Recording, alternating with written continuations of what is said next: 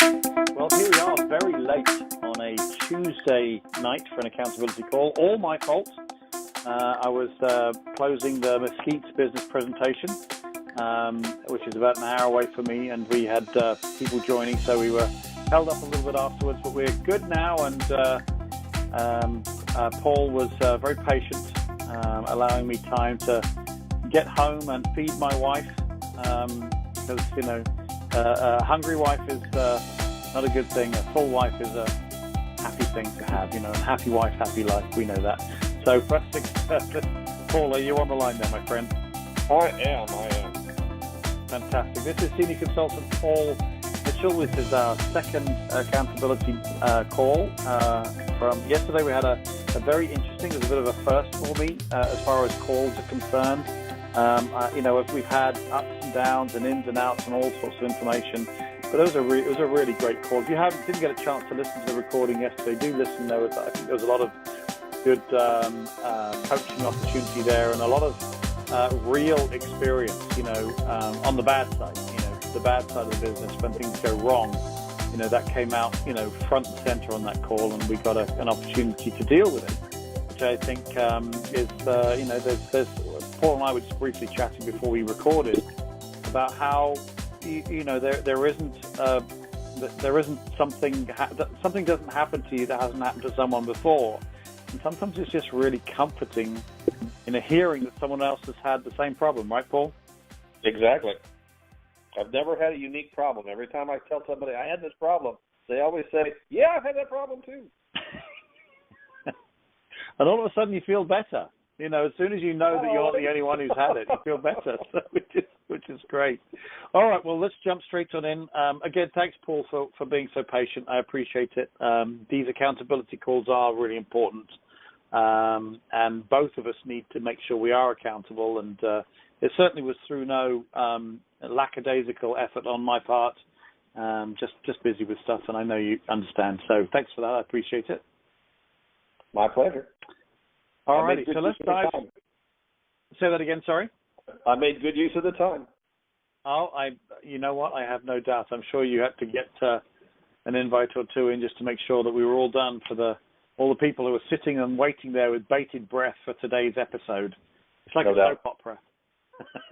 All right, my friend. Let's. So, who did you manage to speak to today? Okay. Well, just before I get to that, just to recap, if anybody was curious, I did get my boss Matt to the Sherlock's presentation at noon today. Oh yes. And yes. And he was very interested, but he feels like all his spare time needs to be devoted to his present business, which I have a hard time arguing with because that's the business that pays my weekly paycheck. But we're going to show it to his wife, his out-of-work sister-in-law, and a friend of his who recently moved to California. And so by the time we've met these people and gotten them to look at the video, either online or in person or at a live presentation, I'm going to go back to them and say, you know, Matt, you just brought in 3 new consultants. Are you sure you don't have time for this? Because you sure look like you've had a little bit of time. And I might be able to make that case. So, and I warned him that, you know, if none of these pan out, I'll be coming back to him to ask him to be my customer. He said he'd be very receptive to seeing how much money he could save. So I thought all in all it was largely positive, although he did not sign up as a consultant. So it was a good thing. Well, again, a success for us is to have someone look. You know, as you know, I mean, like Richard and Wado didn't join. Well, you know, they didn't join when they were first asked, but when one of their staff members got to hear about it through an introduction, and just like you said, you know, introducing that fear of loss, you know, going back to Richard and say, hey, your employee's just about to join up. Do you want us to make all the money, or would you like to make the money as well? And Richard threw his credit card at him and said, I'm in. So hopefully that'll be a similar thing with Matthew. If he's a businessman, he won't. The fear of loss, I'm telling you, the fear of loss, if there are a couple of people who want to join and he thinks he's going to miss out, he'll throw you his credit card for $75. Come on, it's a no-brainer. Oh yeah, and I showed him the Success from Home magazine and pointed to Richard and Mary's picture and told him that story. So he won't be surprised when I come back to him with it, and I think at that point he'll see the appeal. Yeah, fantastic. And this, again, when you're talking to Matthew, he's going to show his wife. So it may be something that she wants to do. And we've had this kind of conversation before on these calls, that very often there are really three types of people who we're going to be talking to. People who are not interested. And then of the people that are interested, you're going to have two types. You're going to have builders and you're going to have connectors. And Matthew may be initially a connector rather than a builder, but may become a builder. And I'm very happy to have both connectors and builders. And that's exactly my hope. So today was another day where the looming prospect of an accountability call was a major motivator. Today was another day when I, given my druthers, might have just postponed everything till tomorrow. It was a very busy day, and then my youngest dropped a large rock on his foot, and my wife took him to the hospital to see if it was broken. It was not, but he needed some stitches, and so I had to rush home and fix dinner for the kids, and it was just very busy in the office, and I took an hour and a half lunch with the boss to show him the presentation, so there wasn't a lot of time for making invitation calls. So that didn't happen until after I got home, after I had dinner in the oven, and that happened. That's when that happened. So first I called Paul and got his voicemail. I left him a message. I've rescheduled to call him day after tomorrow. Then I called Truly, and she was very receptive to meeting me, and just as I expected, frankly. She couldn't get with me tomorrow as I proposed, and she asked if I could get with her on Thursday.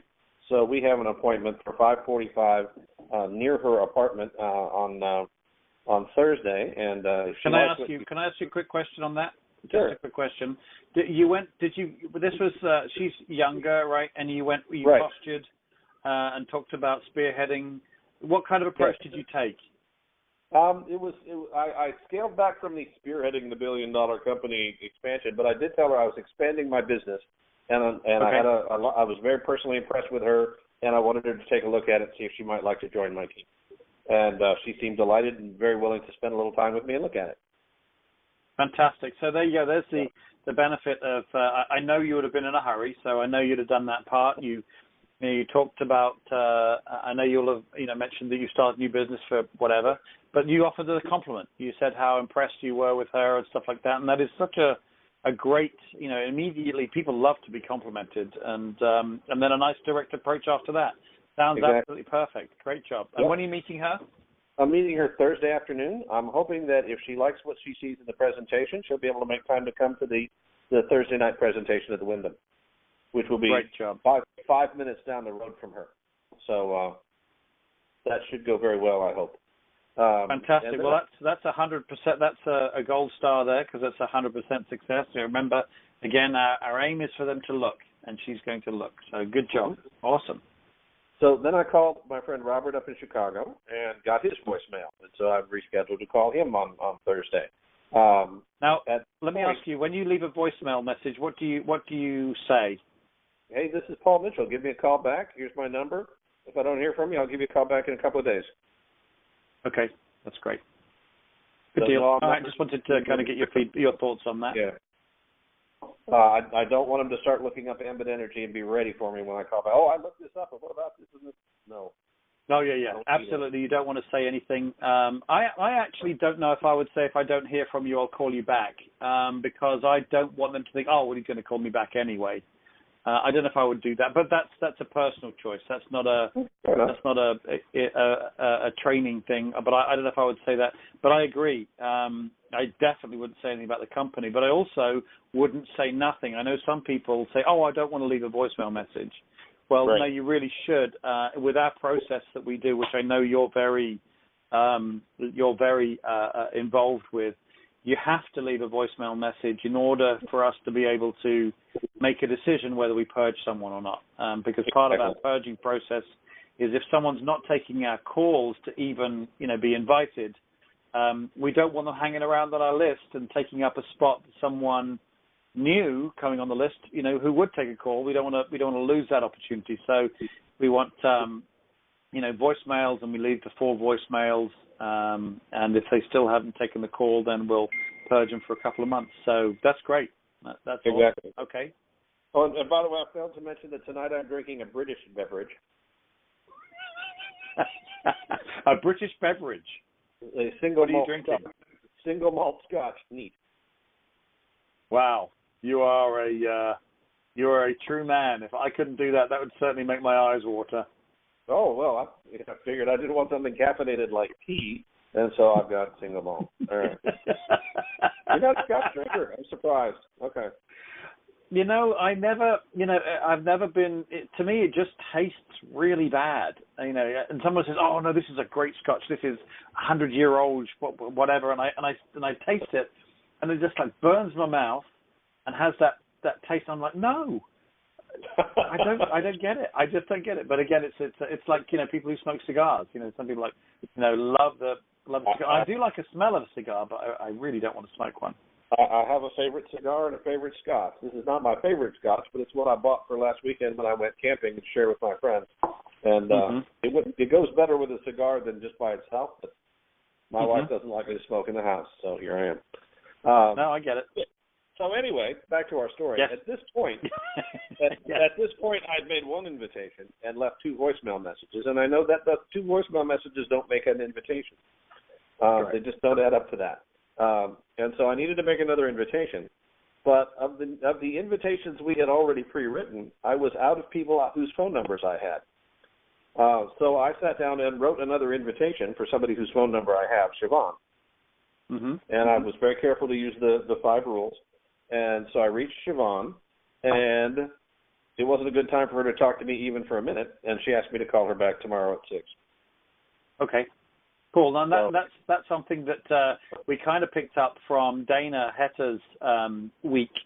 He will always say, you have a moment. So he'll say, like if I was calling you, Paul, I'd say, hey, Paul, it's Richard here. I'm just about to go into a conference call. So I'm kind of like real super busy, and I know you're very busy at work with your IT stuff. Do you have a moment? And he will always. It's so wonderful when you hear Dana say that. He says he's busy, but he also shows respect that the other person is busy, and then asks if they have a moment. And I'm sure that's exactly what you did, because I know you're a perfect gentleman, just like he did.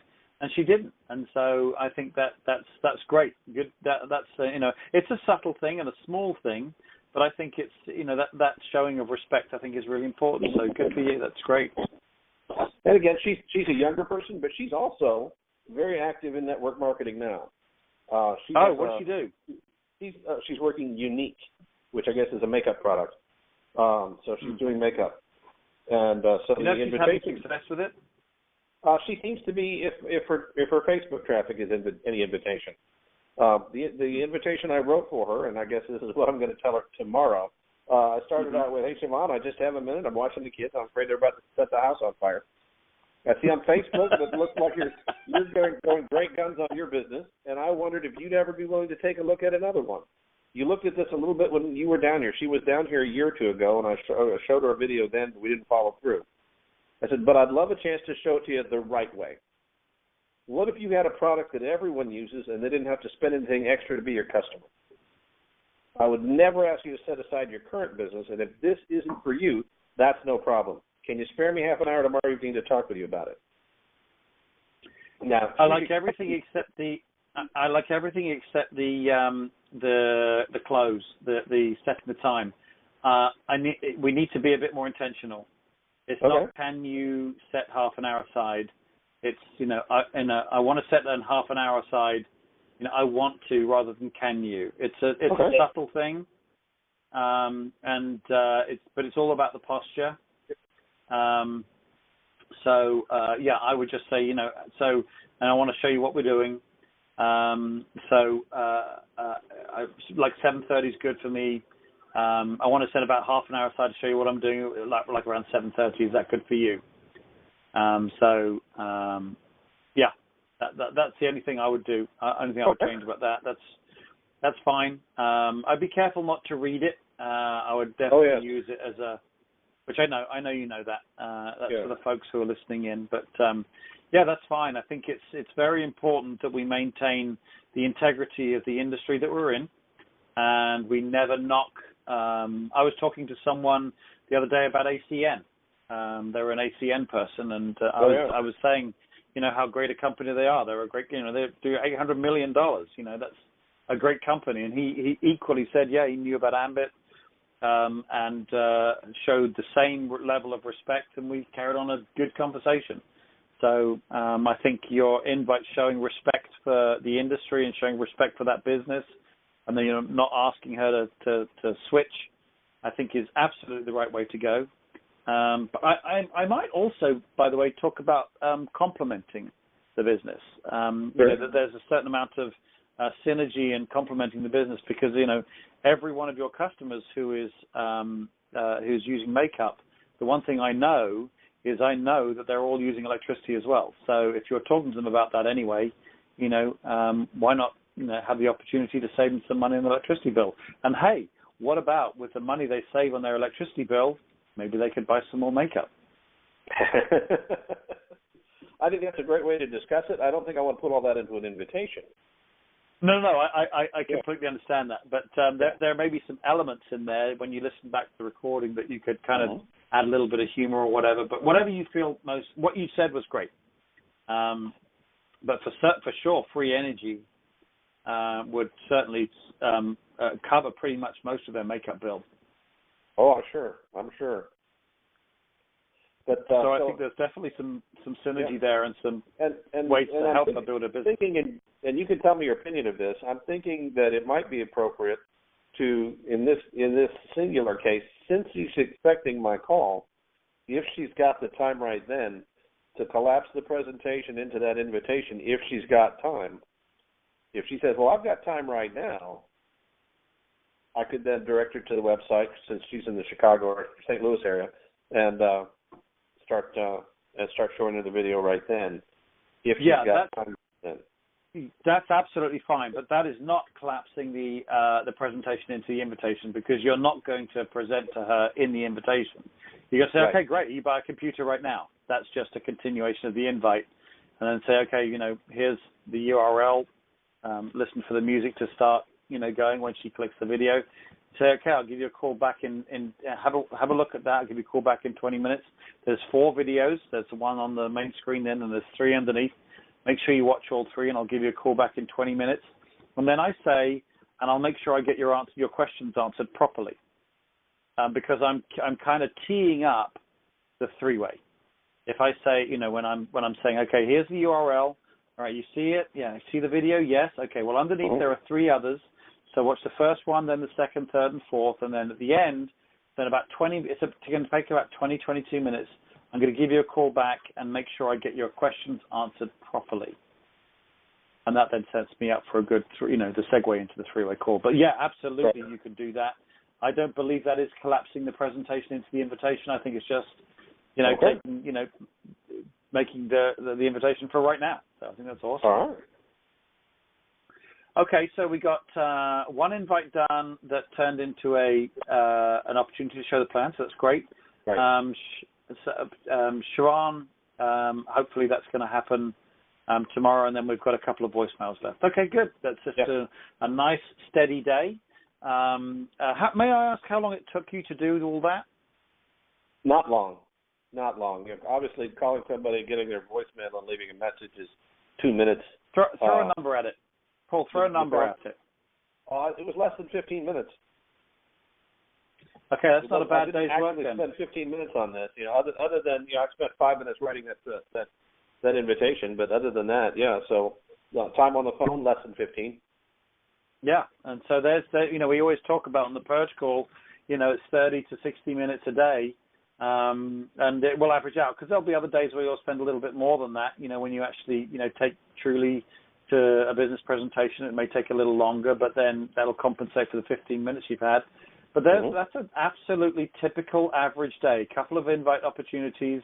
One turned into a proper one. The other one kind of didn't, but then 2 voice. That's a very normal ambit day where you can say, I've done enough and I am not doing too much. And so I think that's absolutely perfect. Did you want to talk about some other invites, bearing in mind you're running short? Yeah, because I am running short. I particularly want to talk about one. I'm going to move some folks up because I have their phone numbers. I'm embarrassed to say there's a large number of people I know I just don't have phone numbers for, and that makes it harder. Several of them are giving me pushback when I ask them for their phone numbers, and several more I've been negligent in. But here's what I have a phone number for, I don't know him well. He's a member of the. I'm a member of the Knights of Columbus, a Catholic men's service organization, and so is he. And a few years ago, I was in charge of the annual Lenten fish fry. I was the guy who organized getting the hall and getting all the groceries bought and everything. And he was the guy who ran the kitchen. He is, I think, a plumber in his day job. He's a Spanish speaker. His English is definitely his second language. His name is Miguel, and I would love your opinion on how to approach Miguel, because he was, first, he's an amazing cook. But second, he's a together guy. I mean, he's a hard worker, and there's no doubt in my mind he just knows a whole lot of people I don't know. Well, you are giving me all the reasons right there as to why I would invite him. I would use the wording you just used in my invite. First of all, you say his name is Miguel? Yes. Okay, just for a matter of interest, how old would you say he is? Not quite as old as me, but nearly so. So, I'm thinking 40s? late 40s. Yeah. Okay, married? I believe so. Kids, do you know? Probably, but I'm not sure. Okay, all right. So, yeah, we know very little about Miguel. Obviously, he knew him through the Knights of Columbus. You were running parts of it, and did you actually get to work with him closely on that? Yeah, we did 3 of these events together, and it was like 3 per year. And so, yeah, we worked very closely together, and I think we had a mutual respect going on, but we never spent much time together outside that. Right, but, you've got, again, mutual respect. He was a hard worker. You were a hard worker. You enjoyed working, together. This screams to me of a direct invite. I would, give him. When was the last time you spoke to him, as a matter of interest? It's been over a year. Okay. Now, sometimes, the knee-jerk reaction is to turn this into a 2-meeting approach. But this doesn't feel like that. This doesn't feel like a 2-meeting approach. I think you could have a good, strong memory of this guy, sufficient enough to give him a call because you want to work with him again. If I open a new restaurant and I worked with a guy 2 years ago who ran the kitchen, who was awesome, I don't have to meet with him again to kind of get to know him again. It seems perfectly appropriate to me to give him a call and say, hey, we worked together 2 years ago, got on great. I'm opening a new restaurant, and I'd love to talk to you about, coming to work in the kitchen again and running the kitchen for me. That sounds appropriate. So I think we can take that and apply that to this. Would you agree? I do agree. I'm loving that. Okay. All right. So based upon that, I would first of all make sure you're in a hurry. Hey Miguel, this is Paul. Remember, we worked together at the Knights of Columbus. I was running I can't remember what you said, but I know you were working in the kitchen and stuff. Here's the reason why I'm giving you a call. A couple of years back, I started a new business. As you know, I'm in my 50s, and I'm employed, but I started a business. I've got 5 kids, that are all coming up to college age, and I want to make sure they all come out of college with no debt.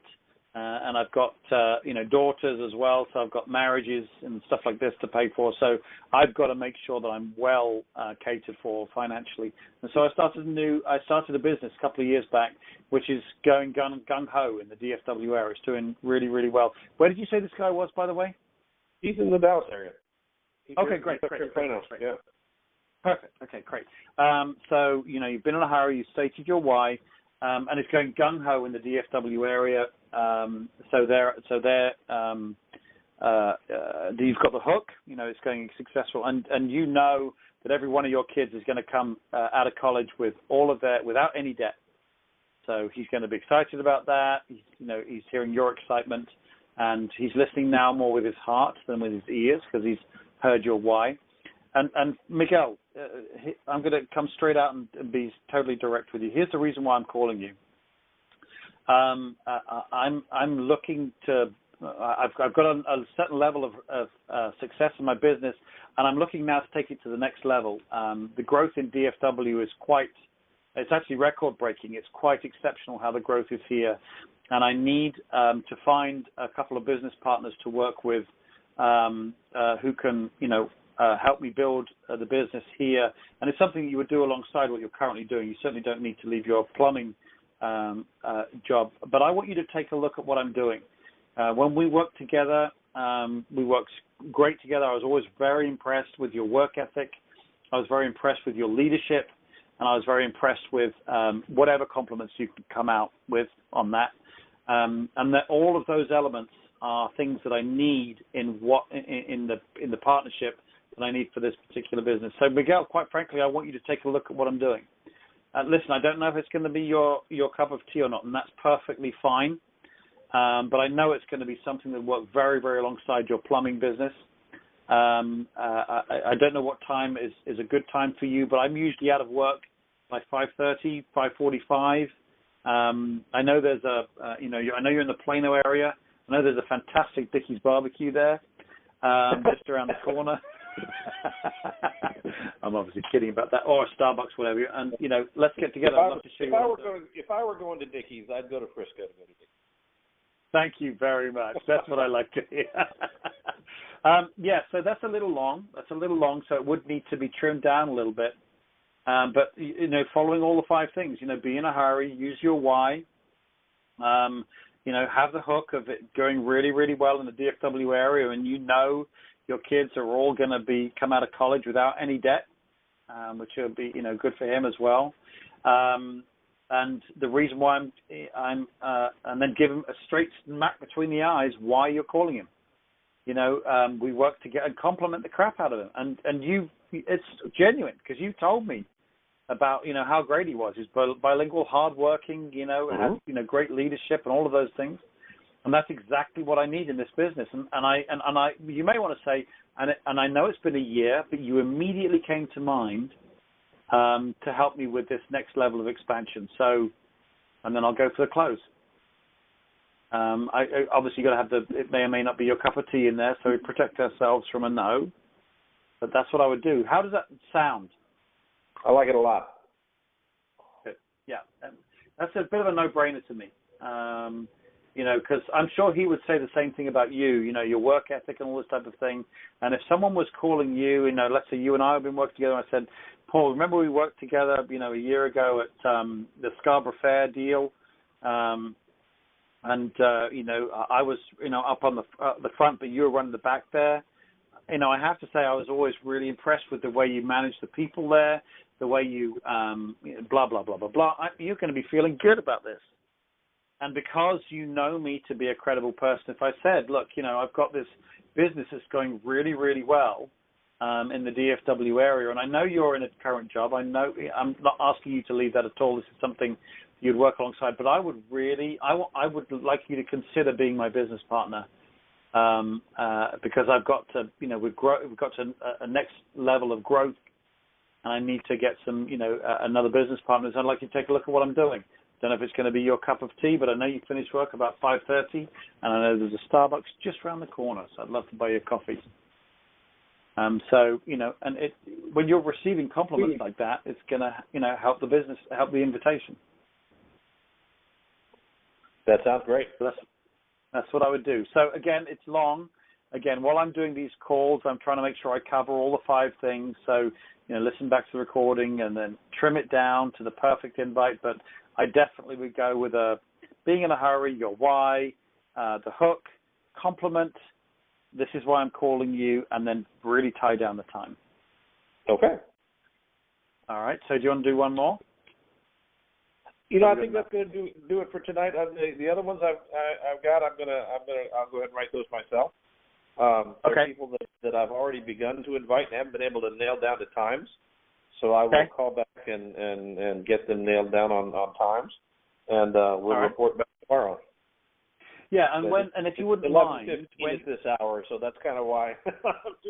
Yeah, I know it's getting late. But when we do the accountability calls and you're going to write the invitations, if you wouldn't mind saying the type of approach you took and whether it was successful or not successful, that would be awesome. All right. Fantastic. Because again, with you being a senior, you don't need me to kind of coach you through the whole invite thing.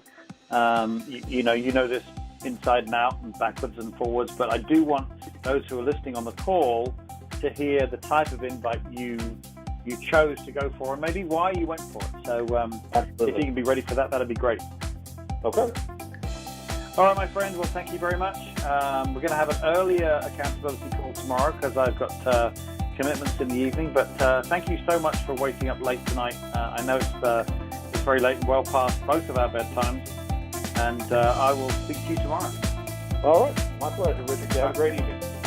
And you. Bye-bye now.